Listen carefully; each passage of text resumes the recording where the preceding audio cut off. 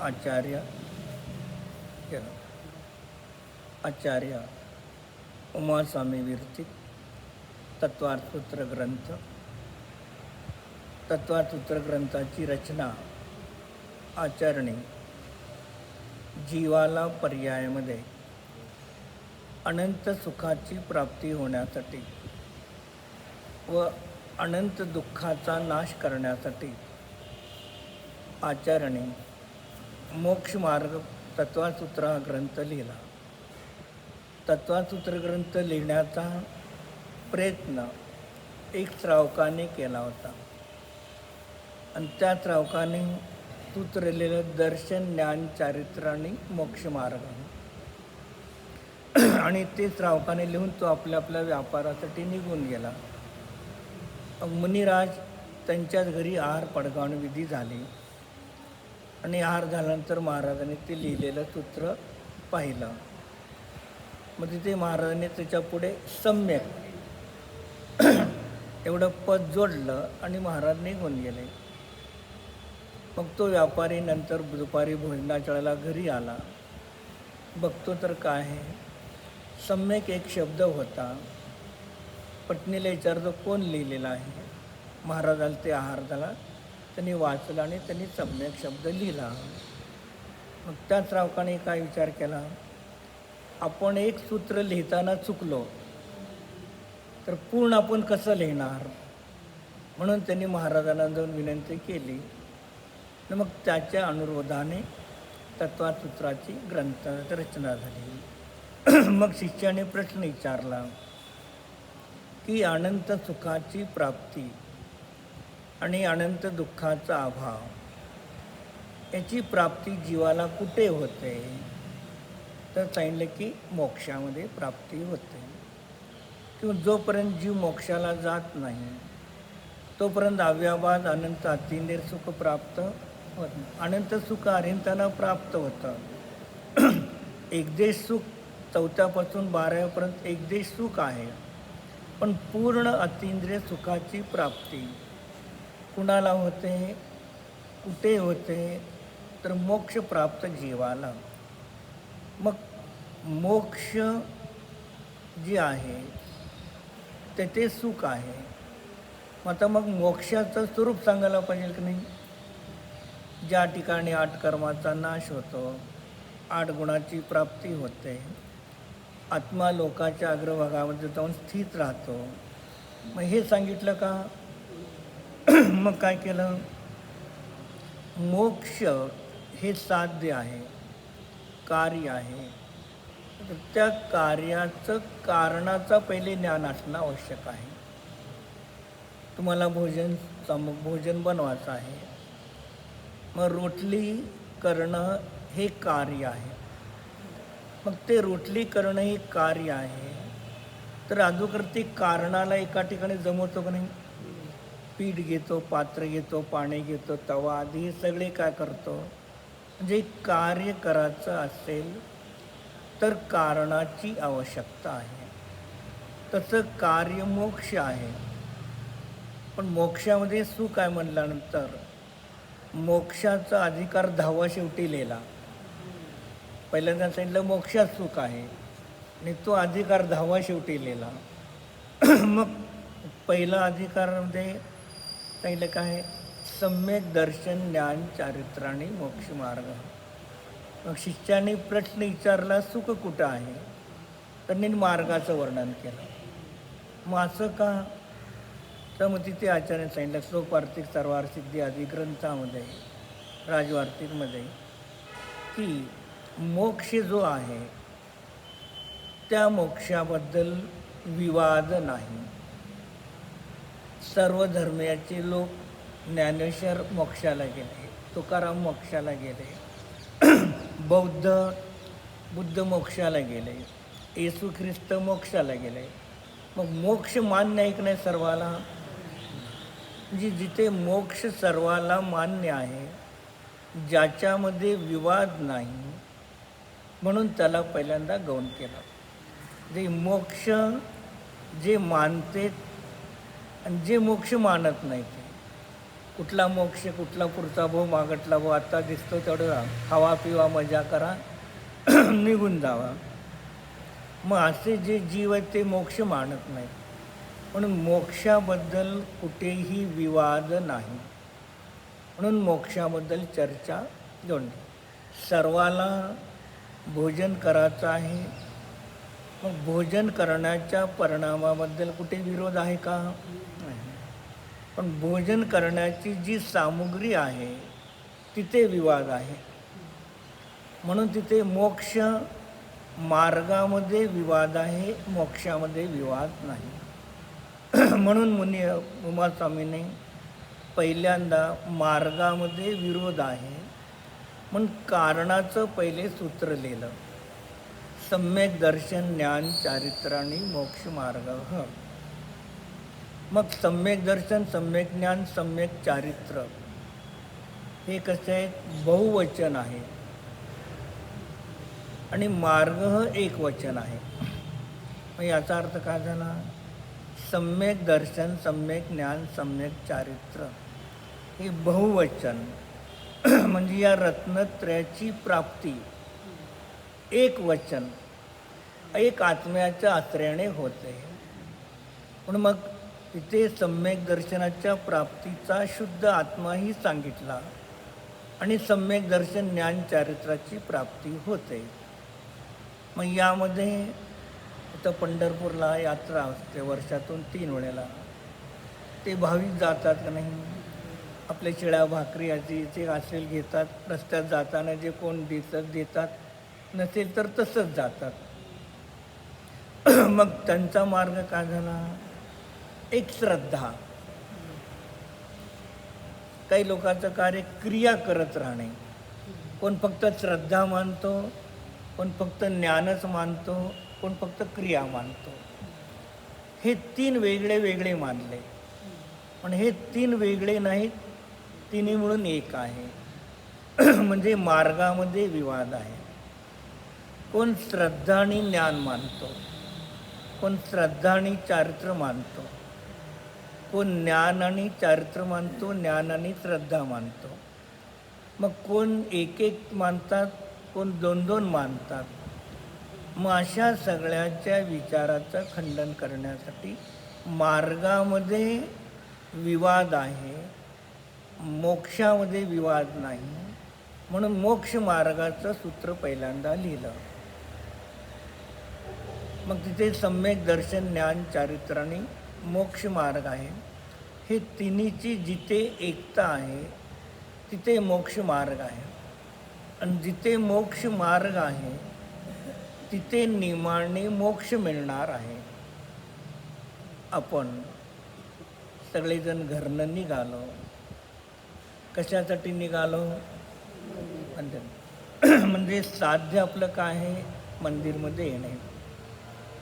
मग मंदिरमध्ये येणे साध्य आहे. पण आपण काय केलं? रस्त्याने आलो की नाही? मग मार्गाने निघालो. मग मार्गाने निघालो तर मंदिरमध्ये पोचलं की नाही? मग ज्या वेळेला आपण घराच्या बाहेर पाऊल ठेवलं तेव्हा मंदिरमध्ये पोचलो का? पण मार्ग सुरू झाला. मग ज्यावेळेला आपण घराच्या बाहेर उतरलो आणि मंदिराकडे आपलं मुख सुरू झालं, एक पाऊल फक्त घराच्या बाहेर आला, तर आपल्याला मंदिर जवळ आहे का घर जवळ आहे? घर इथे आहे आणि इथे आपला पाय पडला. मग आता हे घर आपल्याला जवळ आहे का मंदिर जवळ आहे?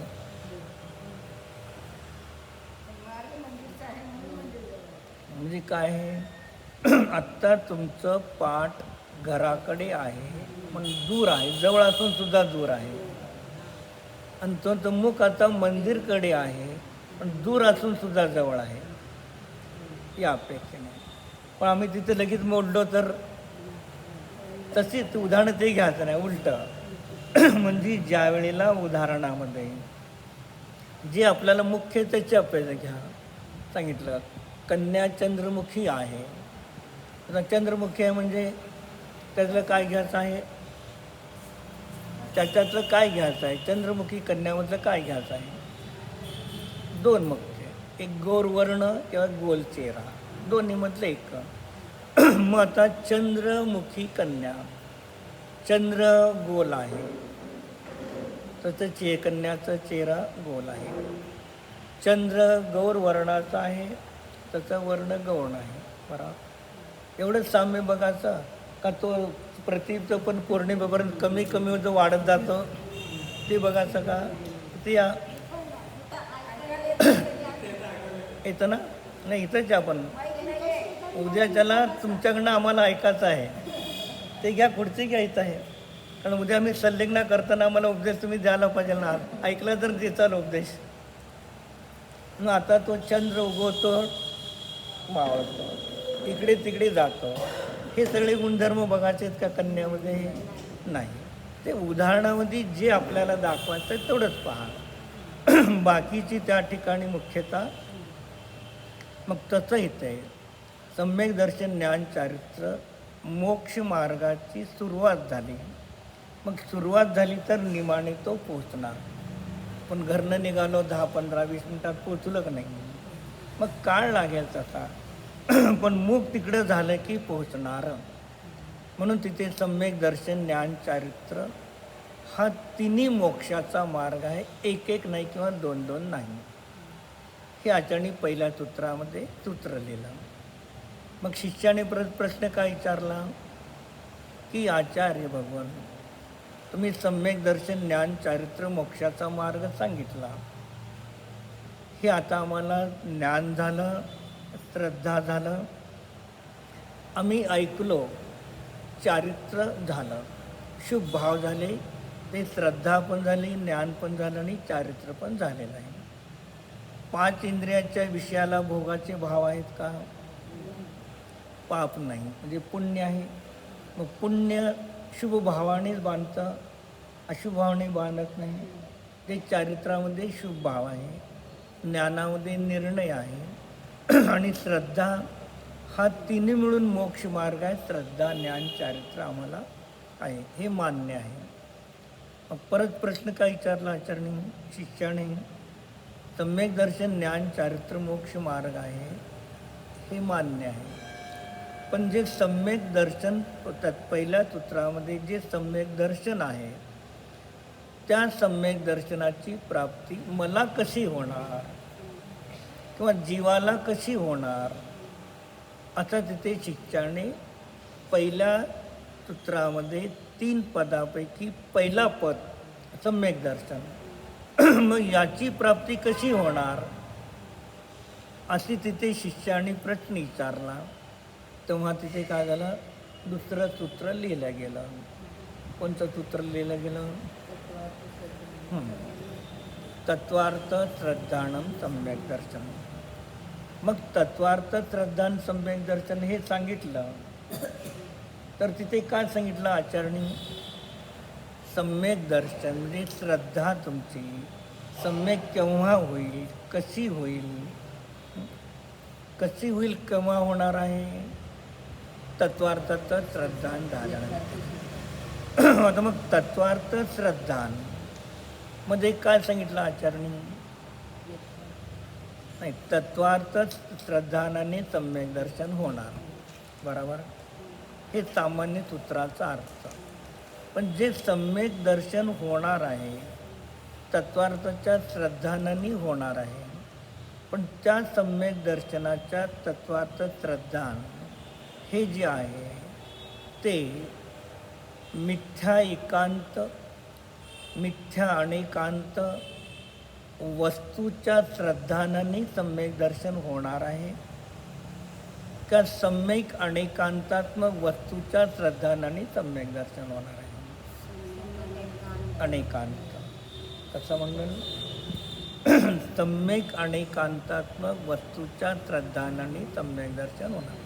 लिहा, वय आहे का तुमच्याकडे? लिहा. बरं, तत्वार्थ जीवाला तत्वार्थ श्रद्धानाच्या द्वारे सम्यक दर्शन होतं, अर्थ सूत्राचा. तुमची वही नाही का आज? ठीक आहे, नंतर परत त्यांच्याकडे घेऊन घ्या. जीवाला तत्वार्थ श्रद्धानाच्या द्वारे सम्यक दर्शनाची प्राप्ती होते.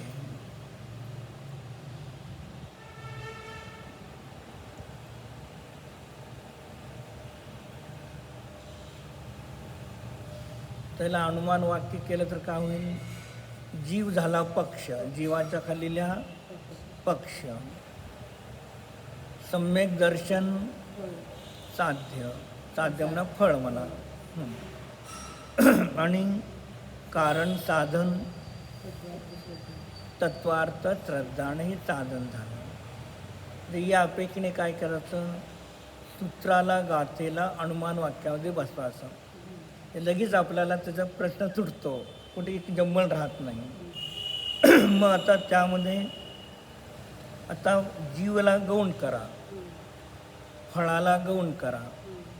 आता जे तत्वार्थ श्रद्धान सांगितलेलं आहे, मग त्या तत्वार्थ श्रद्धानामध्ये काय सांगितलं तिथे आचार्यांनी? तत्वार्थ श्रद्धान. मग आता त्या तत्वार्थ श्रद्धान तत्वार्थमध्ये अनेकांत वस्तू सांगितली का एकांत सांगितली का मिथ्या अनेकांत सांगितली का मिथ्या एकांत सांगितली? सम्यक अनेकांत. मग तत्वार्थ श्रद्धानामध्ये सम्यक अनेकांत वस्तू सांगितली. मग काय सांगितलं त्याच्यात? तत्वार्थ श्रद्धानं. मग त्यात अनेकांत वस्तू काय सांगितले?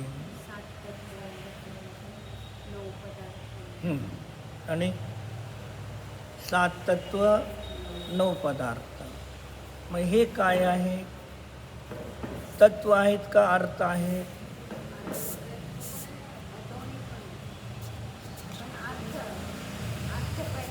आता तुमचं जे मध्ये तत्वार्थ लिहिले की नाही, हे तो त्याला असे 2 एरो करा. मग तत्व एका बाजूला लिहा आणि एका बाजूला अर्थ लिहा. अर्थ किती आहेत? अर्थ किती आहेत? अर्थ म्हणा, द्रव्य म्हणा, वस्तू म्हणा, पदार्थ. मग अर्थ किती झाला? 1 लिहा. एक स्वतःचा जीव किंवा आत्मा.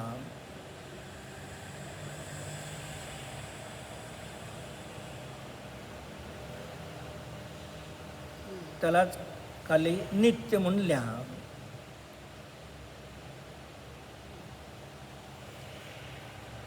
तत्व किती आहे? तत्व किती लिहा नावं, खालून वरती लिहायचं,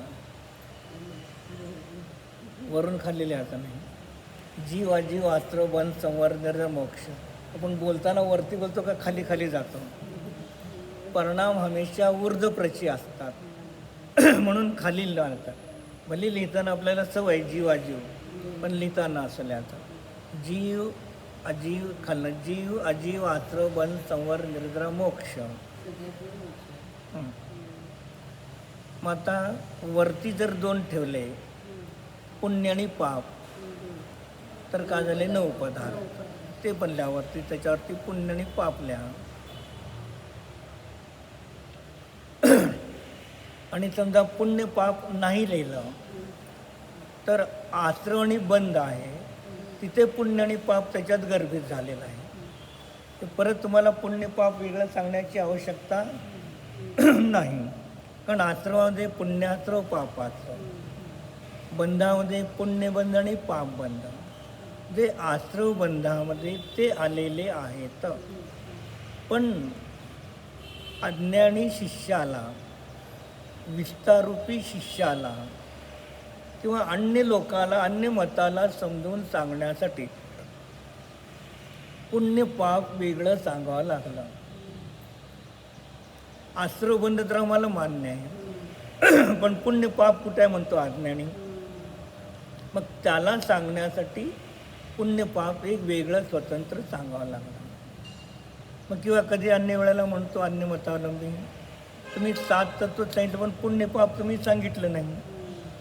मग त्याला कधी सांगणार की आश्रवबंधामध्ये पुण्यपाप गर्भित आहे, वेगळं सांगण्याची आवश्यकता नाही. किंवा आम्ही तिथे पुण्यपाप वेगळं पण सांगितलं. जी या पद्धतीने आता 7 तत्व 9 पदार्थ हे किती आहेत? एक आहे का अनेक आहेत? 9 पदार्थ 7 तत्व एक आहेत का अनेक आहेत? हां, किती झाले? 7. मग तिथे खाली त्याच्या अनेक लिहा.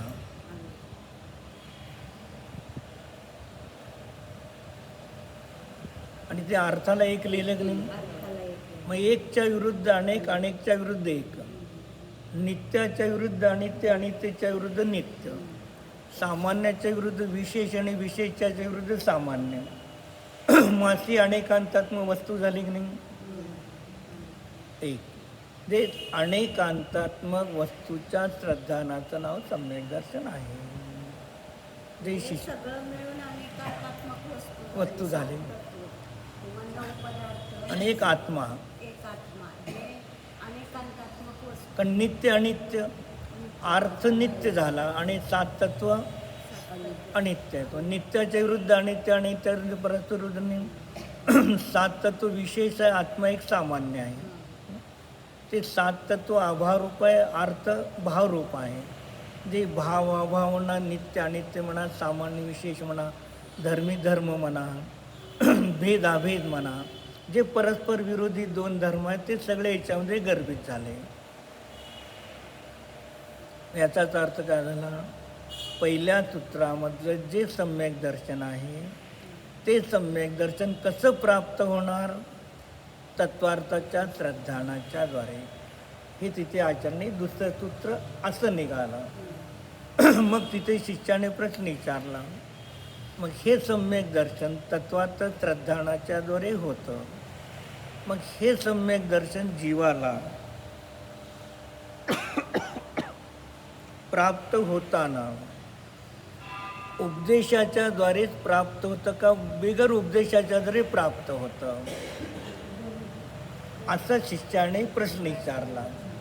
मग तेव्हा सांगितलं की तन निसर्ग अधिगमात वा. तिथे पहिल्या सूत्रामधलं पहिलं सम्यक दर्शन निसर्ग आणि अधिगम रूपाने प्राप्त होतं.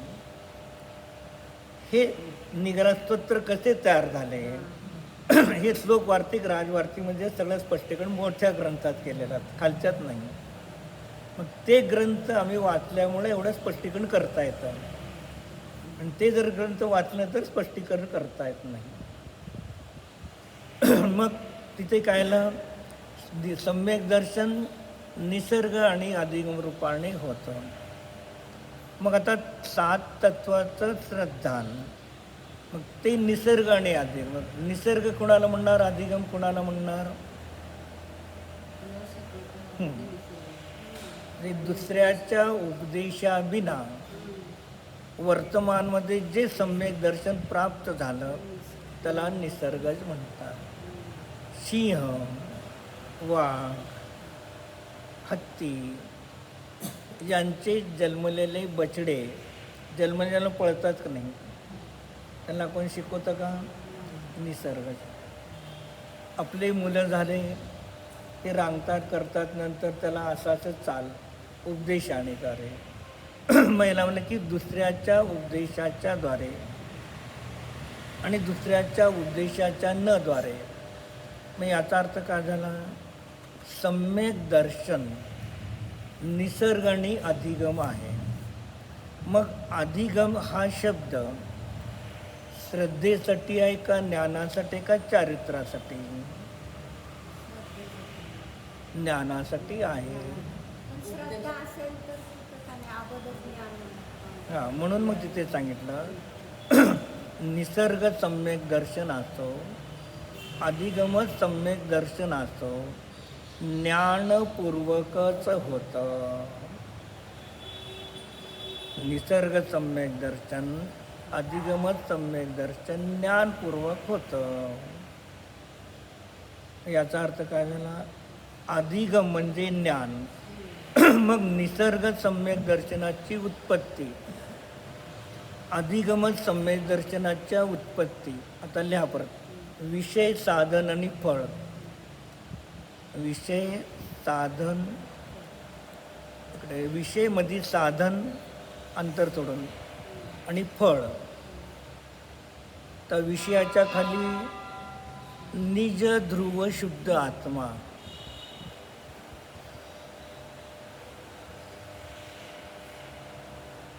तर साधन म्हणजे ज्ञान, साधनचा अर्थ ज्ञान. तिथे काय लिहायचं? स्वसंवेदन ज्ञान किंवा भावश्रुत ज्ञान.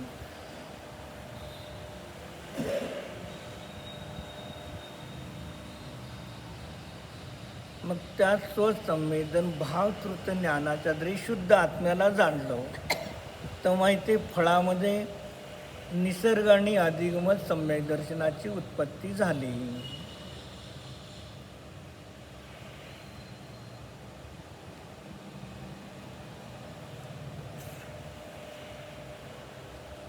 याचा अर्थ काय झाला? सम्यक दर्शन कसं प्राप्त होतं? ज्ञानाच्या द्वारे. पण सम्यक दर्शनामुळे ज्ञानामध्ये सम्यकपणा येत नाही, ज्ञानामुळे श्रद्धेमध्ये सम्यकपणा येत असतो. हे उमास्वामी सांगतात. पण ज्यांना न्याय माहीत नाही हे सगळे उलटे करतात. हां, कधी सम्यक दर्शनामुळे ज्ञानामध्ये सम्यकपणा येतो ती चर्चा वेगळी. तुमच्यावरती समयसार असेल तर घरी गेल्यानंतर 202 गाथा वाचा. मग तेव्हा तिथे सांगितलं ज्ञानाचा क्षोभक्षम आहे, पण श्रद्धा सम्यक नाही. तर श्रद्धा सम्यक नाही म्हणून ते ज्ञान मिथ्या आहे. आणि श्रद्धामध्ये सम्यकपणा आल्यानंतर ज्ञानामध्ये सम्यकपणा येतो. अभिप्राय वेगळा आहे. मग तिथे काय सांगितलं? भव्य मिथ्यादृष्टी, अभव्य मिथ्यादृष्टी, दोघेही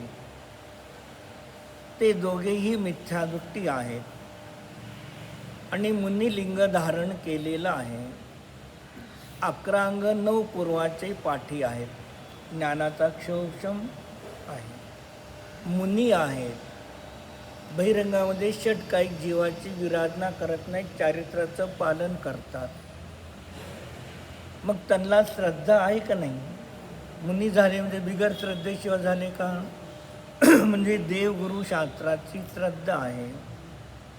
ज्ञानाचा क्षोभक्षम आहे. मुनी आहे. चारित्र्याचं पालन करतात. पण निश्चय सम्यक दर्शन नाही. मग निश्चय सम्यक दर्शनाच्या अभावामध्ये 11 अंग 9 पूर्वाचं ज्ञान ते चारित्र्य मिथ्या आहे. मिथ्या दृष्टी पहिले गुणस्थान घेतलं की नाही? मग मिथ्या दृष्टी पहिल्या गुणस्थानवरती दोन्ही जीव भव्य आणि अभव्य. पण पहिलं गुणस्थान आहे. मग भव्य आणि अभव्य दोघांच्या पहिल्या गुणस्थानमध्ये काही फरक आहे का? नाही, ते समान झाले. मग ज्ञानाचा क्षोभमय मुनी झाले. व्यवहार सम्यक दर्शन ज्ञान चारित्र्य आहे, पण त्या ज्ञानाला सम्यक संज्ञा का प्राप्त झाली नाही? सम्यक दर्शन नाही. ते राहून सम्यक दर्शन नाही म्हणून ज्ञान मिथ्या आहे. तर सम्यक दर्शन कसं होणार? त्याला आता सम्यक दर्शन होणार कसं होणार? स्वतःच्या शुद्ध आत्म्याला जाणणारच होणार आहे. त्याचं जे सम्यक ज्ञान आहे त्याला सम्यक, मग सम्यक दर्शन केव्हा होणार आहे? शुद्ध आत्म्याला जाणणार नाही. मग याचा अर्थ काय झाला? मग तिथे श्रद्धेला मुख्य केलं मिथ्यात्व म्हणून की श्रद्धा मिथ्यात्व, त्याचं ज्ञान चारित्र्य मिथ्या आहे. कुठे लावताना तिथे लावा एकापेक्षेने. आणि एकापेक्षेने सांगितलं ज्ञानाने स्वतःच्या स्वशुद्ध आत्म्याचा अनुभव केला त्यावेळेला सम्यक दर्शन प्राप्त होतं. सम्यक दर्शनपूर्वक ज्ञान झालं का ज्ञानपूर्वक सम्यक दर्शन झालं? हेच सिद्धांत आहे. पण ज्यांचं विशेष अध्ययन नाही ते कोण देतं?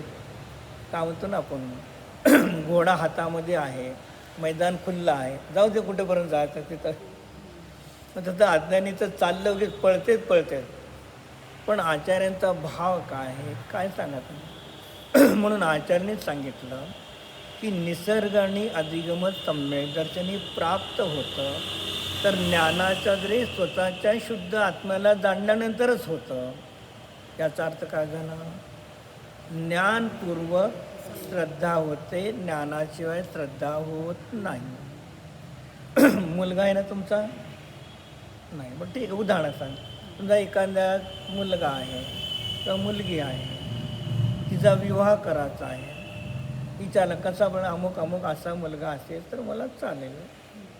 मग आपण कुठे यात्रांवर कुठे कार्यक्रम कुणाचं गेलो, आपल्याला पाहिजे तसा मुलगा आपण चौकशी केली, मुलगा योग्य आहे मुलीने सांगितल्याप्रमाणे, आणि आपण तिथे लग्न ठरवून आलो. तुम्ही ठरवून या, माझी काय तिथे तक्रार नाही, मागटल्या मुलीच्या आत्ताच नाही. ठीक आहे म्हणलं, ठरवून आल्यावर मुलीला सांगितलं की तू म्हणती तसंच मुलगा आम्ही तुझ्यासाठी ठरवलेला आहे. मग तिने आईने सांगितलं नाही, तिने ज्ञानाने जाणलं नाही.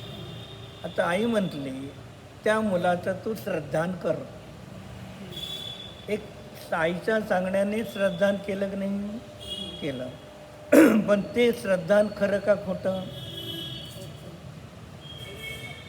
आईच्या सांगण्याने केलं, पण तिला स्वतः कसं तू स्वतः त्या मुलाचं श्रद्धान कर म्हणले तर होईल का, का होणार नाही.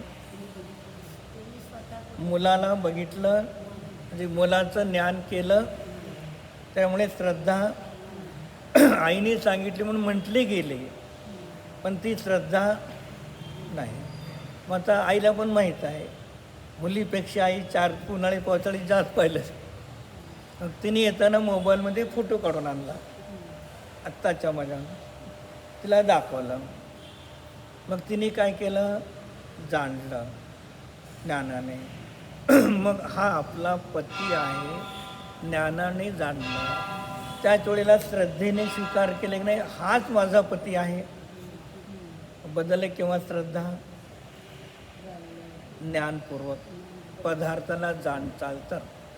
म्हणून पंडित म्हणजे मोक्षमार्ग सांगितलं, ज्ञान के बिना श्रद्धा गधे के सिंग के समान है. त्या मुलीने श्रद्धा केली, पण त्या श्रद्धेचं आधाराचं ज्ञानच तिला नाही ना, तर तिची श्रद्धा गाढवाच्या शिंगाप्रमाणे.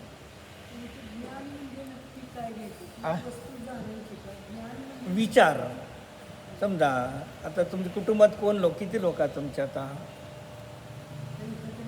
आता कुठे असू दे 3 लोक आहेत.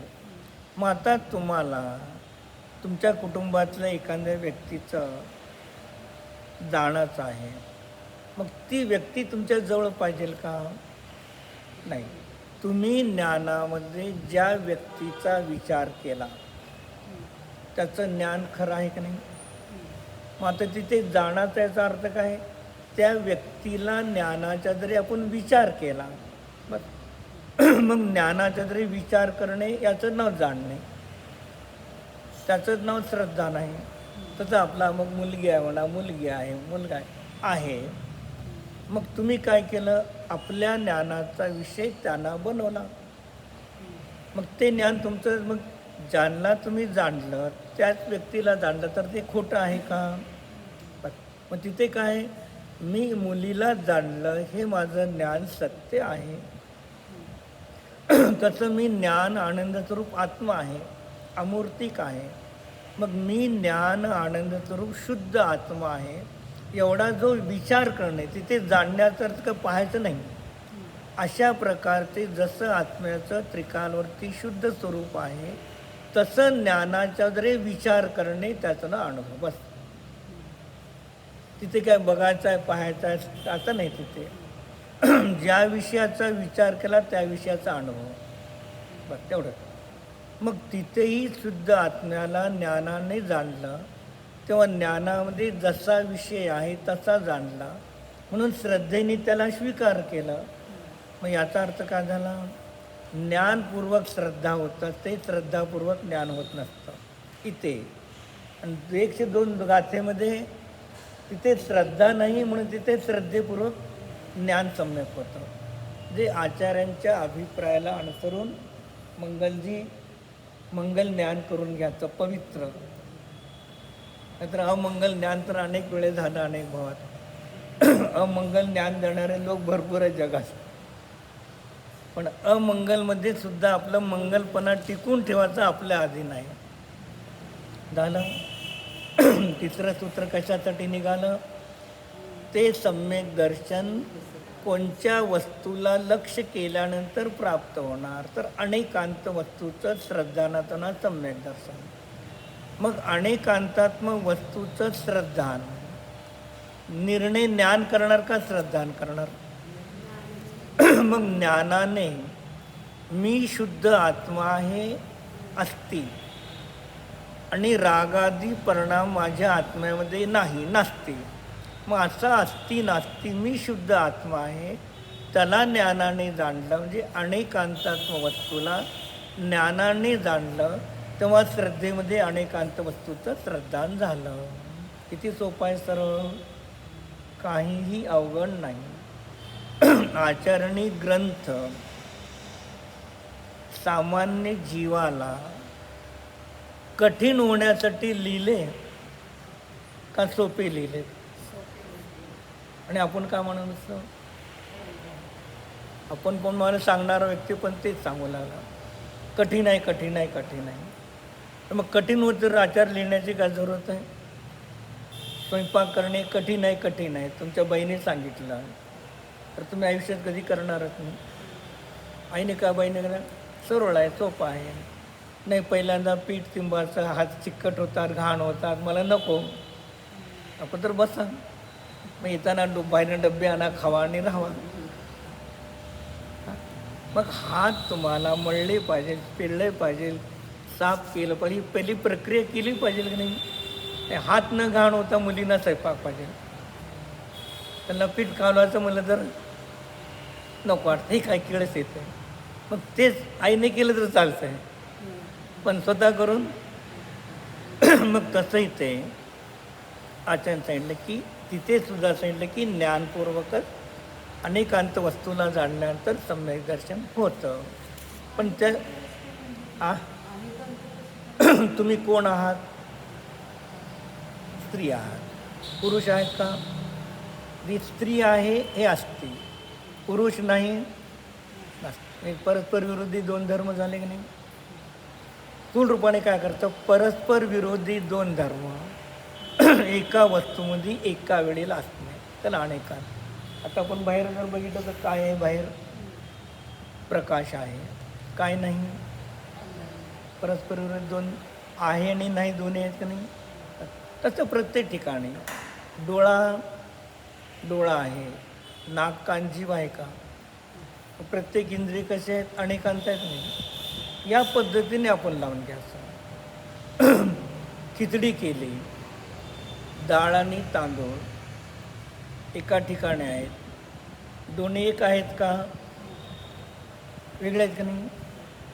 डाळ आहे, डाळ तांदूळ नाही, तांदूळ आहे, तांदूळ डाळ नाही. अनेकांत झाले की नाही? डाळ आणि तांदूळ भात वेगळा शिजवला, मग वेगळ्या असत्या वेळेला अनेकांत, एका ठिकाणी असताना एकांत आहेत का? एका ठिकाणी असताना सुद्धा वेगळ्याने वेगळे शिजवलं तरी वेगळे आहेत. मग परत शिष्याने प्रश्न विचारला, तुम्ही तत्वार्थ श्रद्धानम सम्यक दर्शन हे सांगितलं, निसर्ग आदीमध्ये उत्पन्न होतं, पण तुम्ही त्या दुसऱ्या सूत्रामध्ये तत्व आणि अर्थ सांगितलं. तत्व किती सांगितले का तुम्ही? नाही. मग तत्व सांगा आता. मग किती सूत्र निघालं? हां, म्हणजे दुसऱ्या सूत्रातल्या तत्व अर्थामध्ये तत्वातून चौथं सूत्र निघालं. मग ते सांगितलं किती आहेत? मग ती सांगा नावं. मग जीव अस्त्र वन संवर निर्ग्रा मोक्ष तत्व. ही आचार्य म्हणजे एक तत्वसूत्र वाचल्याने उमा तुम्हाला काय सांगायचं समजत नाही. तत्वार सूत्र, सर्वार सिद्धी, राजवार्तिक, श्लोकवार्तिक, अष्टसहस्री हे ग्रंथ वाचाल तेव्हा उमा स्वामीला काय सांगायचं तेव्हा समजतं. लोक काय आले पाण्यावरती लोणी काढून तूप खावं म्हणते, हे होत नाही. हां, पाणी घुसळलं तर फेस येईल का नाही? फेस येणार आहे, पण लोणी घुसळल्यानंतर जो फेस होऊन त्याचा जे येणार तो येणार आहे का? मग रवीने लोणी घुसळतो, लोणी आल्यानंतर लोणी काढतो का नाही, परत त्याला रवीने फिरवतो का नाही? फिरवतो. परत काय करतो त्याचं? कुठनं येतं आता? खाली बुडाला आहे का? मग कुठनं काढतं लोणी? बुडबुड आला का नाही फिरवल्यानंतर? मग त्या बुडबुड्याला फिरवल्यानंतर परत त्याच्यात टाकतं का नाही? मग ह्याला बुडवला फिरवलं तर याच्यात तर तूप निघतं, पण पाण्याने रवी बुडबुड आला तर मग तसंही नुसते बुडबुडा सांगायचा उपयोग नाही. म्हणून आई शिकवायची तर तिथेच मजबूत शिकवा पहिल्यांदा, उगीच शब्द सांगून पळून जाऊ नका. मग त्या दुसऱ्या सूत्रातलं तत्वार्थ श्रद्धांमध्ये तत्व किती आहेत विचारल्यानंतर मग सांगितलं. चौथ्या सूत्राची उत्पत्ती झाली. जीवाजीव आत्रबन संवर निर्जरा मोक्षस तत्व. मग जीवाजीव आत्रबन संवर निर्जरा मोक्षम मोक्षस्त बहुवचन अनेकांत तत्वम एकवचन. तिथे पण अनेकांत वस्तू सांगितली. 7 तत्व पर्यायने आणि अर्थ आहे. मग तिथे पर्यायाची मुख्यता केली, 7 तत्वाची नावं सांगितली. पण ते 7 तत्व द्रव्याशी असणार आहेत का? पण तत्वामध्ये परत द्रव्य सांगितले. तिथे 7 तत्व पर्याय रूपाने नावं सांगितले आणि हे 7 तत्व ज्या द्रव्याच्या आधारावर त्याला तत्व एक वचन म्हणून सांगितले, द्रव्य सांगितले. हे चौथ्या सूत्राची उत्पत्ती पहिल्या सम्यक दर्शनाच्या दुसऱ्या सूत्रातल्या तत्वार्थाच्या आणि त्याच्यातून चौथ्या सूत्राची उत्पत्ती झाली. आनंद वाटतो का नाही? मूळ सांगा आचार्यांचा भाव, तेव्हा तो आनंद आयुष्यभर विसरणार नाही. या पद्धतीने जर ऐकलो शिकलो 2-4 दिवसांतर विसरून जाणार. पण जे मुळापासून जे सुरुवात होतं ना ते मनुष्य विसरत नाही.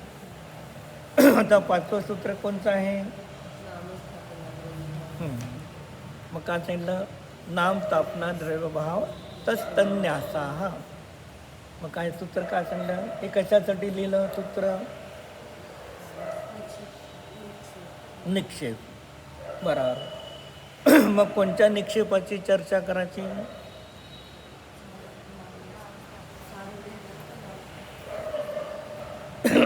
मग आचार्याने सांगितलं हे 5वं सूत्र का निघालं?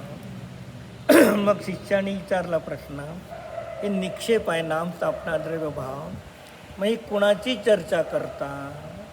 मग आचार्याने सांगितलं पहिल्या सूत्रामधले जे सम्यक दर्शन आहे ते सम्यक दर्शनाचे निक्षेप किती प्रकारे सम्यक दर्शन जाण्याचं. नाम सम्यक दर्शन, स्थापना सम्यक दर्शन, द्रव्य सम्यक दर्शन, भाव सम्यक दर्शन. त्या पहिल्या सूत्राला धरूनच निघालं सगळे. सम्यक दर्शन आहे की नाही? मग सम्यक दर्शन नाम सम्यक दर्शन का स्थापना सम्यक दर्शन का द्रव्य सम्यक दर्शन, भाव सम्यक दर्शन? कोणत्या सम्यक दर्शनाची निक्षेपाची चर्चा करणार आहे? नाम सम्यक दर्शन नाही, स्थापना सम्यक दर्शन यंत्र आहे त्याची नाही, द्रव्य सम्यक दर्शन त्याची चर्चा आहे का? नाही. भाव सम्यक दर्शनाची चर्चा आहे का? भाव सम्यक दर्शनाची चर्चा आहे. सम्यक दर्शन पर्यायाने परिणत जो जीव तो भाव सम्यक दर्शन, त्याची चर्चा आहे. 9 वाजले आपल्याला, टाईम संपले. म्हणजे हे तुम्हाला येण्याच्या अगोदर भूमिका तयार केली. हे कोण सांगत नाही पुढे जातात. आणि मी ते हे जे चार्ट, हे जे प्रवचन आहेत का ना आपले हे 7 नंबर चार्टचे, ते सगळं सुरुवातीपासून या पद्धतीने घेतले. सगळं मोबाईलवरती यूट्यूबवरती सांगितलं ना आळणकर, तर ती प्रवचन येतात आणि 7 नंबर चार्टचे पण प्रवचन आहेत. मग मी सुरू करताना तिथून हे सुरुवात केलेलं. आता तुम्हाला सांगितलं ना. मग आता थोडं राहिलं तर थांबा आणि थोडं पूर्ण करून जाऊ की. ते का म्हणलं ना, अडजीप खाल्ली पडजीपला राग असं नको. मग प्रश्न विचारला शिष्याने. मग ते सम्यक दर्शन हे निक्षेप 4 प्रकारचे आहेत. मग हे सगळे काय झाले? विषय, नेय.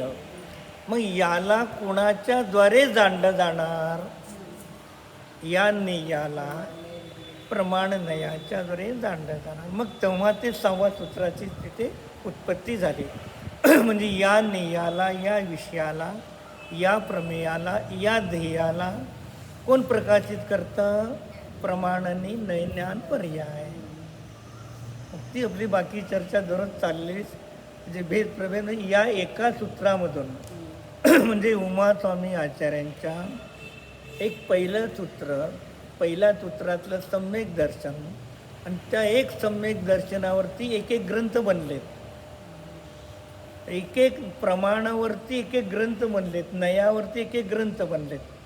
जे उमास्वामी आचार्यांच्या ग्रंथातल्या एक 10 अध्यायापैकी एकेका अध्यायामधल्या एकेका सूत्रावरती एक एक ग्रंथ तयार झालेत. आपल्याला वेळ कमी पडतो संसारामध्ये, म्हणून त्याच्यासाठी त्यागी होणं आवश्यक आहे. नाही त्यागी होत, जोपर्यंत प्रपंच आहे, करायचा आहे करा. त्याच्यातून काय वेळ मिळतो तो यथाशक्तीकडे द्या, भावना करा. जसा वेळ मिळेल तसं तसं स्वाध्याय वाढवा. जसं स्वाध्याय वाढतो तशी श्रद्धा दृढ होत जाते. आणि श्रद्धा दृढ होत झाली की चारित्र्यामध्ये आज ना उद्या येईल. चारित्र्यामध्ये किती आलं हे बघू नका. ज्ञानामध्ये निर्णय करता श्रद्धा दृढ होते. नवीन डेरा आहे, सुईच्या टोकाने पाणी टाकलं, ओला दिसतो का? मग तुमचं ते खोटं आहे पाणी टाकलेलं. मग पाणी टाकलेलंही ज्ञान तुमचं खरं आहे. मी पाणी टाकलेलंच आहे, श्रद्धा आहे. बाहेर दिस म्हणलं तर, पण ती वारंवार टाकत जाचाल तर तसं ज्ञान वारंवार करत तर श्रद्धा राहते. मग श्रद्धा राहिली की मग आगम काय म्हणतो?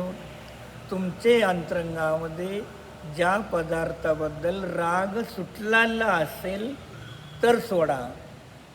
राग सुटला नसेल तर देखादुखी तोडायला जाऊ नका. लोकव्यवहारामध्ये काय म्हणतो? सगळ्याचं सोंग करता येतं, पैशाचं सोंग तसं इथे दुसऱ्याच्या देखादेखी चारित्र काही पालन करा. चारित्र पालन करायचं आहे, पण अंतरंगामध्ये राग सुटला असेल जरूर प्रयत्न, नसेल अष्टमी चतुर्दशीला काही थोडा थोडा नियम करून असं करा. कधी चातुर्मासमध्ये 4 महिने करा, पुढचे 8 महिने परत अष्टमी चतुर्दशी, असं करत करत 1, 2, 5 वर्ष पालन करा, मग सोडून द्या. जर तुम्ही केलं मी करतो तर म्हणून ज्ञान जसं होतं श्रद्धा होते. श्रद्धा झाले की चारित्र या भावातील पुढच्या भावातील. त्रिणिक राजाने क्षयिक सम्यक दर्शन प्राप्त केलं. चारित्र आलं का? नाही. पण त्याला चारित्र्य मोक्ष होणार आहे नाही, कारण सम्यक दर्शन आहे, सम्यक ज्ञान आहे. भलेही मुनी नाही, पण पुढच्या भावामध्ये तो मुनीहून चारित्र मोक्षात जाणार. हे शिका प्रथमाच्या उदाहरणाचं. पण दुसऱ्याला पाहून करू नका, आणि मला होत नाही म्हणून आकुलीत पण होऊ नका. प्रयत्न करत राहा, आज ना उद्या त्याचं फळ प्राप्त होईल. हो.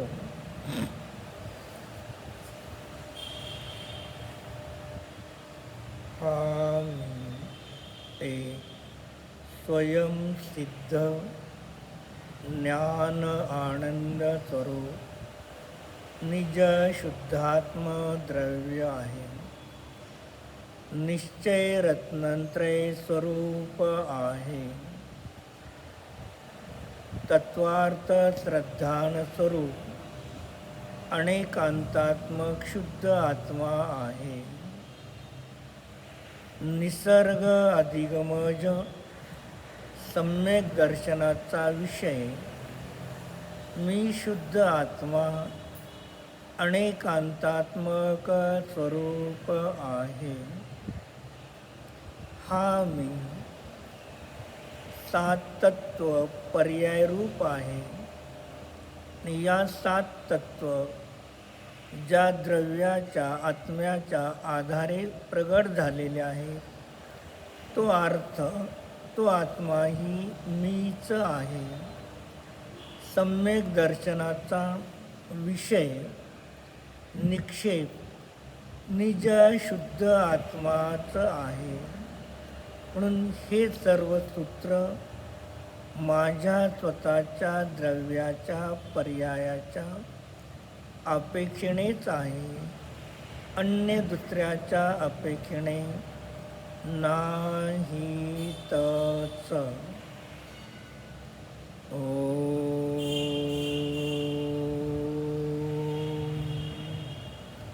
शांती शांती शांती.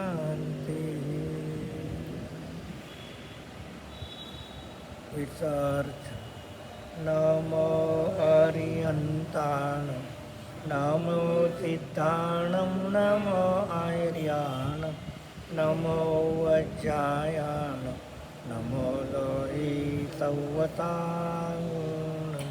ओम विसर्जनं. नमो आर्याण, नमो वज्रायाण, नमो लोहि सवताण, नमो अरिहंताण, नमो सिद्धाणं, नमो आर्याण, नमो वज्रायाण, नमो लोहि सवताण. ज्यावाणी ते ज्ञान ते तुझे लोकालो, तो वाणी मस्तक नमो सदा देतं दो. देव भजो अरहंत निता गुरुसेवण निर्ग्रहण, दया धर्म पालो सदा यही मुक्ति का पन.